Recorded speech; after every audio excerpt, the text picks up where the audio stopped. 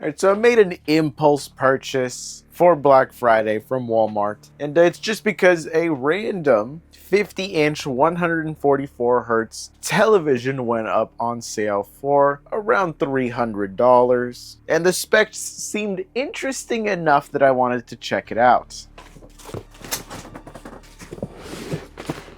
So here we have this 50-inch display, and now I have to figure out how exactly I'm even going to open this thing to take a look at it. But right off the bat, immediately the thing that intrigued me about this is the fact that it is a 144Hz native display at 4K. At this price point, this is pretty impressive because a lot of the times you don't really see displays that do native 144Hz, at least in terms of televisions. It's almost always 60Hz, and then it just does the frame smoothing to look like it's 120 Hz. But if this is actually native 144 Hz, then this is pretty impressive. But if this actually turns out to be as good as I'm hoping it is, this might be the new television that goes into my room. Right off the bat though, it is smaller than what I wanted it to be. I was hoping for a minimum of 55 inches, with 65 being what I was really aiming for. But when this just suddenly came up, I kind of just had to snag one and take a look at it. 50 inches is perfectly fine. I don't have a very big room, but I did just want to have a bigger display experience. But the native 144 Hz will pretty much make up for that here. But let's actually get this thing out of the box.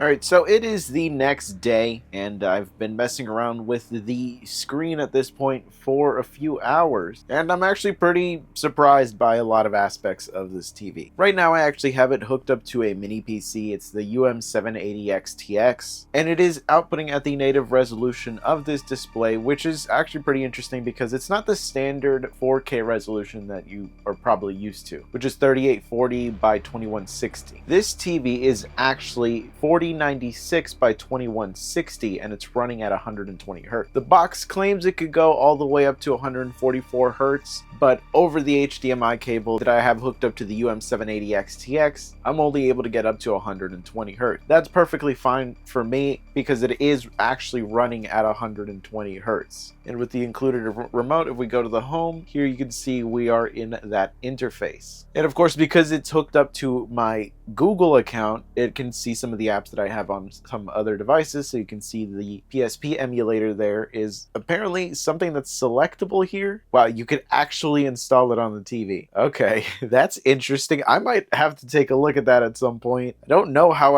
exactly I would load up the ROMs on a TV, but I do know it actually has some USB ports on the side, so I might actually be able to just put in a USB flash drive full of a bunch of ROMs, and I could see how much emulation capability a TV has. In terms of all of the smart TV stuff though, I'm not really interested in much of any of this. I have a Max account and a Disney Plus account just because of the internet provider that I have and the phone provider that I have, but I personally just don't pay for any of these services outside of Spotify. Now, I did install Plex here just to see what the native app would be like. And one of the things that I really ended up picking up this TV for is just because it said it supported HDR. I wanted to see how good the HDR would actually be on a TV like this. I'm not expecting anything remarkable or anything even that impressive, but immediately one thing that I noticed is that if you are not looking at the TV straight on at the normal level that you realistically would, there's some pretty noticeable vertical color shifting. Another problem that I ended up actually running into here though was the fact that it wasn't getting HDR to work or anything like that, which I thought was going to be at least some kind of a hassle. But it's more the fact that the native Plex app does not really seem to play the video files at anything higher than 1080p. And that's really disappointing because this is a 4K HDR version and it's only running at 1080p. Definitely not a fan of that at all. But none of these these built-in features even matter at all to me. I'm personally not going to be using this at all because I'm just going to be hooking up a mini PC to this. So really all I need to do is be able to go to one of the HDMI inputs. Weirdly, it's HDMI 3 that has ARC support. So if that matters to you for your audio setup, then keep in mind that's the one you have to hook up to. For me, it doesn't matter. I'm just using HDMI 1. Now this mini PC is pretty much going to be almost exactly what I'm going to have hooked up to this. This is going to be going into my bedroom since I now have my own office. So I could now have my own television and couch setup and everything in my bedroom. So I'm pretty excited for that. And while this TV is a little smaller than what I was hoping to get for my bedroom, I think it's realistically a perfect size for it. And the refresh rate is really nice. Played a few games on here with it, and yeah, at the aspect ratio that it is, it's a little weird because, as I said, it's not the standard 4K resolution. This is more the cinema standard for 4K. Essentially, it's technically called IMAX resolution. Don't get too excited about that. It's essentially just a resolution. It doesn't really mean anything. But of course, since this is running at the native resolution of this display, it is 4096 by 2160. And we are using 300% scaling. It's very much necessary at this resolution. And you can see here in the advanced settings that we are running at 120 Hertz. 144 Hertz is just not an option here. Again, not really that big of a deal, but do keep in mind what this defaults to, because for me, it actually defaulted to 119.88 Hertz. And that can sometimes end up giving you issues depending on if you're using something like a capture card or not. So change that if you can. Now, one thing I do need to point out is that the display does say that it supports HDR. If you try to activate it right now, it doesn't work. The reason it's not working is because of that 120 Hertz. If you want HDR, you're going to have to drop down to 60. Once you drop down to 60, HDR even automatically comes on. So just keep in mind, you can't do HDR and 120 Hertz. You have to choose one or the other. It's not a deal breaker for me. I'm realistically not even going to be using the HDR here, but that is something to keep in mind. So let's switch this back to 120 Hertz.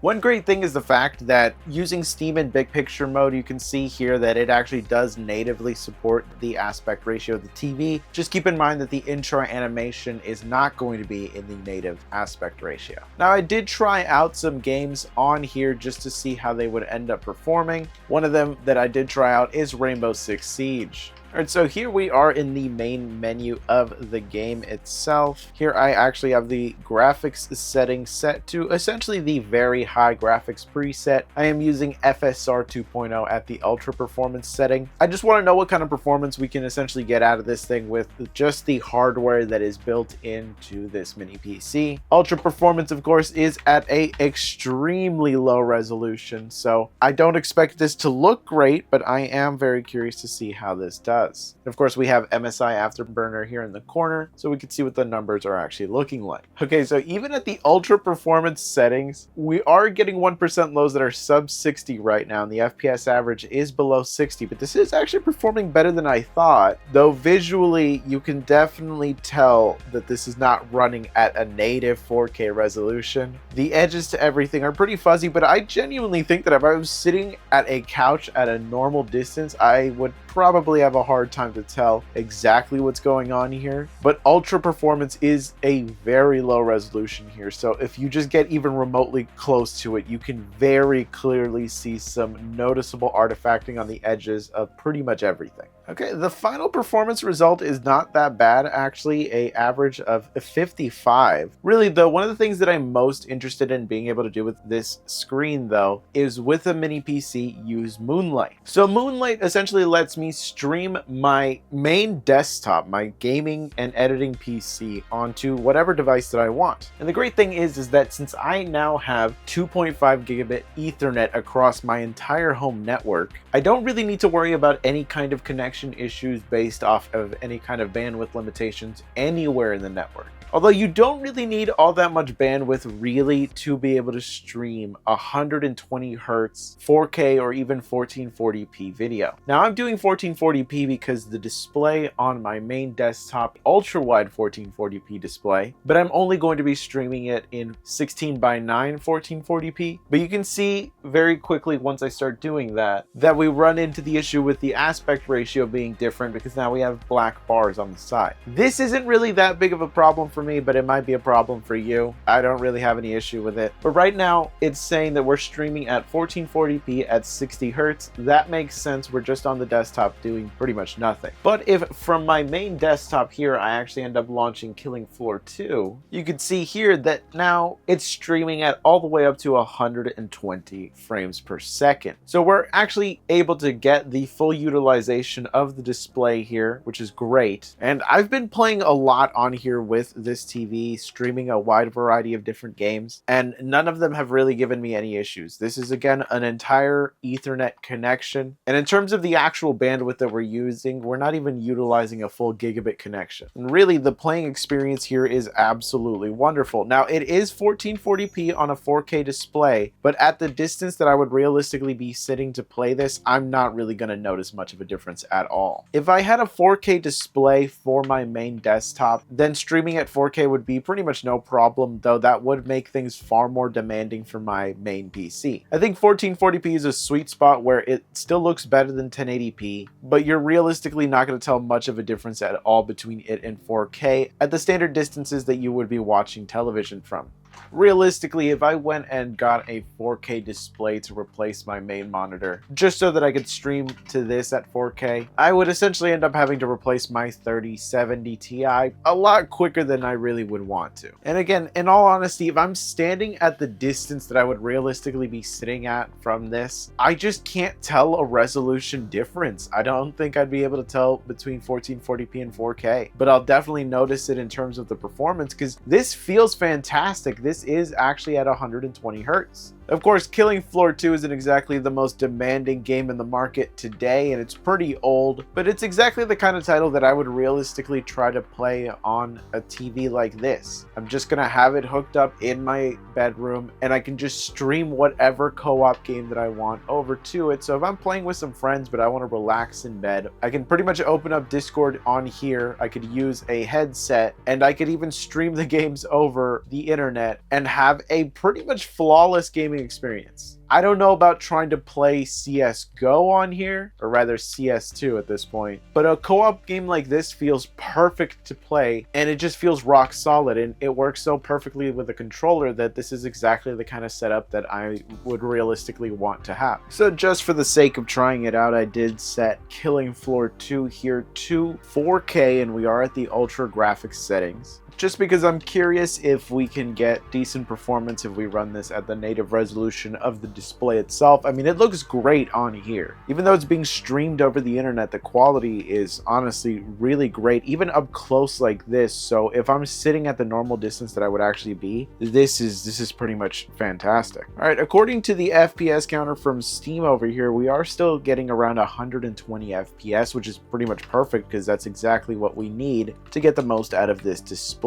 But of course, this is Killing Floor 2. As I said, it is an older title, so that does mean that you are going to have to mess around with your graphics settings if you're going to try to play any more recent titles. And in general, I am going to stick to just 1440p because I really don't think that the quality difference between 4K and 1440p is worth the impact on the overall performance. I'd rather utilize as much of the 120 hertz of this display as I can instead of just getting the best visuals that I realistically won't notice. The only other thing that I really need this thing to be able to do is essentially just let me watch whatever movies that I want on Plex. As I said, it does claim to have HDR, but HDR on Windows is just something I'm not really looking to use. But being able to watch things in 4K on the other hand, well, that's pretty nice. As I said though, you do need to be essentially at eye level for the display to get the best quality when it comes to the color reproduction, but the resolution and everything looks very sharp and looks very nice on this display. So overall, I'm pretty happy with this. I would have liked to perhaps get a better HDR display, but realistically, since I was shopping at a bit below $400 price point, it was going to be pretty hard to find anything that was going to do HDR at a decent level. But as I did mention, if you essentially drop the refresh rate down to 60, you are able to turn on HDR. And at this point, HDR is supposed to be on. Visually speaking, I really don't think it makes that much of a difference at all. I just don't think this panel is able to really do a good job of displaying HDR since it's not an OLED. It essentially needs to reach a much higher brightness than what it's actually capable of doing. So after messing around with the display for a little while, I'm pretty impressed with it, and so far I'm pretty happy.